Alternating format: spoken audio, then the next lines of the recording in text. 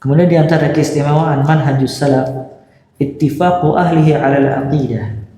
Mereka semuanya bersepakat di atas akidah yang benar. Mereka semuanya bersepakat di atas akidah yang benar dan tidak berselisih. Ya, mereka bersepakat di atas akidah yang benar dan tidak berselisih di setiap waktu dan tempat. Di setiap waktu, tempat dan keadaan. Ya, mereka bersepakat di atas akidah yang benar dan tidak berselisih di setiap waktu, tempat dan keadaan.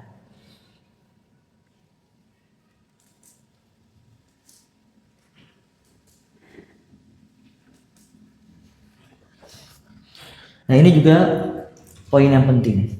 Artinya di antara keistimewaan manhajus salafi ittifaquhum ala al-aqidah. Mereka bersepakat di atas akidah yang benar. Makanya kalau antum baca kitab-kitab akidah ya, dari awal, dari kitab-kitab mutaqaddimin, orang-orang terdahulu, dan kitab-kitab mutaakhirin, orang-orang sekarang, semuanya pembahasan akidah itu poinnya sama. Mereka tidak berselisih sama sekali.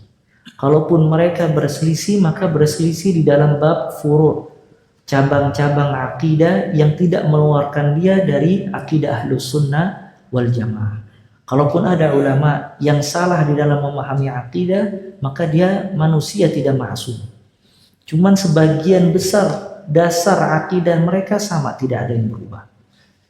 Ya, makanya kata para ulama, pertama sebenarnya kalau seseorang ingin mempelajari akidah, dia mempelajari akidah yang di dalam kitab-kitab hadis.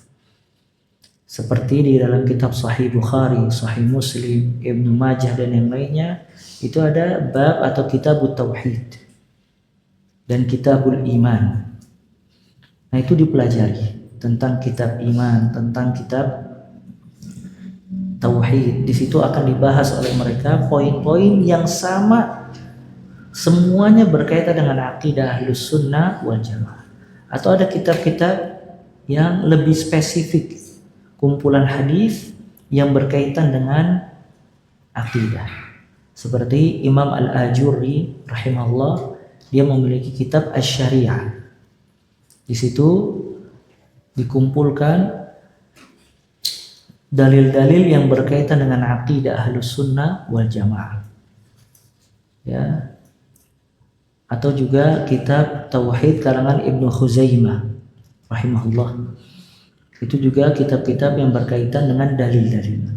Kemudian datang zaman setelah mereka, para ulama mengarang kitab-kitab akidah yang memang membahas poin per poin, tidak kepada keumuman dalil saja. Kalau tadi kitab Tauhid, Kitabul Iman yang ada dalam Sahih Bukhari, Sahih Muslim, itu semuanya kumpulan adillah, dalil-dalil, baik dari Al-Quran maupun dari As-Sunnah. Kemudian datang setelahnya para ulama membahas dengan penjelasan yang berkaitan dengan akidah, dan banyak sekali kitabnya. Seperti kitab Ushulus Sunnah milik Imam Ahmad rahimahullah. Ya. Atau ada juga kitab Ushulus Sunnah milik Imam Al-Humaidi rahimahullah. Dan juga Imam Abu Zur'a dan Abu Hatim, perkataannya dikumpulkan oleh anaknya Ibnu Abi Hatim dan dijadikan satu risalah kecil, judulnya Usuluddin, Usulus Sunnah wa I'tiqaduddin. Prinsip dasar sunnah dan keyakinan di dalam beragama. Dan terus seperti itu, Syarhus Sunnah Imam Al-Barbahari, sampai datang Aqidah At-Tahawiyah Imam At-Tahawi rahimahullah. Kemudian juga Ibnu Taimiyah rahimahullah mengarang 3 kitab besar di dalam Aqidah Ahlus Sunnah wal Jamaah, Al-Aqidah Al-Wasatiyah, kemudian Al-Hamawiyah dan At-Tadmuriyah. Itu dikatakan 3 kitab besar Ibnu Taimiyah rahimahullah yang berkaitan dengan akidah. Ya. Dan Syekh Muhammad Ibn Abdul Wahhab rahimahullah juga memiliki kitab-kitab yang berkaitan dengan akidah seperti kitab Tauhid, Qawaidul Arba', Thalathatul Usul dan yang lain. Ini semua ya ikhwah, kalau kita baca semuanya sepakat di atas akidah yang benar. Yang membedakan adalah metode penulisan mereka. Ada metode penulisannya yang memang lebih memberatkan kepada dalil. Ada yang memang lebih memberatkan kepada poin-poin penting seputar akidah. Ya, dan ada yang lebih memberatkan kepada tauhid, ada yang lebih memberatkan kepada arkanul iman dan seterusnya. Maka semua ahlus sunnah wal jamaah, ulamanya ketika mengarang kitab akidah ittifaq, mereka bersepakat di atas akidah ahlus sunnah wal jamaah yang benar. Ya, cuman perbedaan mereka di dalam metode penulisan. Kata Syekh Ibrahim hafizahullah, zaman sekarang keistimewaannya dia metode penulisannya lebih sistematis, maka mudah difahami dan dicerna oleh pembacanya. Poin-poinnya, dalil-dalilnya, penjelasannya dan yang lainnya. Sedangkan kutubus salaf, kitab-kitab salaf itu terkenal dengan nukul, banyaknya dalil, ya kumpulan-kumpulan dalil dari Al-Quran, hadis dan aqwalul ulama atau aqwalus salaf. Ya makanya ketika mempelajari kutubus salaf, di situ pentingnya seseorang memiliki seorang guru yang mengajarkan mereka tentang kitab-kitab tersebut.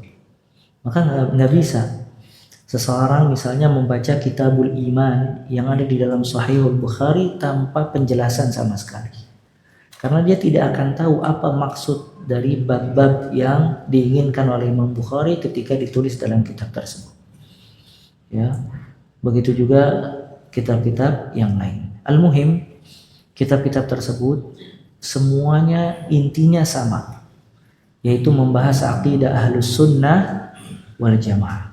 Maka mereka semuanya sepakat dari satu zaman ke zaman yang lain hingga saat ini semuanya pembahasannya sama, yaitu berkaitan dengan akidah ahlus sunnah wal jamaah dan juga poin-poinnya. Baik ketika membahas arkanul iman, rukun iman yang 6, atau membahas tentang yang berkaitan dengan akidah seperti sikap ahlus sunnah terhadap sahabat-sahabat Nabi SAW, sikap ahlus sunnah kepada pemimpin, sikap ahlus sunnah kepada karamatul awliya, ya, dan yang lain-lain. Termasuk dari kitab akidah yaitu kitab rudud, kitab bantahan-bantahan terhadap firqah-firqah sesat. Ini juga penting karena seseorang tidak akan mengetahui kemurnian akidah ahlus sunnah wal jamaah kalau seandainya dia tidak mengetahui lawan dari ahlus sunnah wal jamaah. Maka ada perkataan di dalam bahasa Arab, wa bi dhiddiha tatabayyanul asya. Dengan lawannya akan jelas menerang segala sesuatu. Antum tahu mahasin, kebaikan-kebaikan Islam ketika antum mengetahui bejatnya agama-agama selain dari agama Islam. Dan antum tahu kemurnian ahlus sunnah wal jamaah dan manhajus salaf ketika kita mengetahui kesesatan-kesesatan yang ada selain dari manhajus salaf dan ahlus sunnah wal jamaah. Cuman kita perudut, ya, itu tidak banyak. Artinya bukan pembahasan yang terus dibahas dan juga dikaji. Ya, kitab rudud itu dibahas sesekali. Ya, makanya para ulama dalam mengarang kitab dia lebih banyak membahas kitab-kitab yang berkaitan dengan ilmu dibandingkan rudud, bantahan-bantahan. Karena terlalu banyak membantah, ya, itu akan mengurangi perhatian seseorang kepada dasar ilmu syar'i.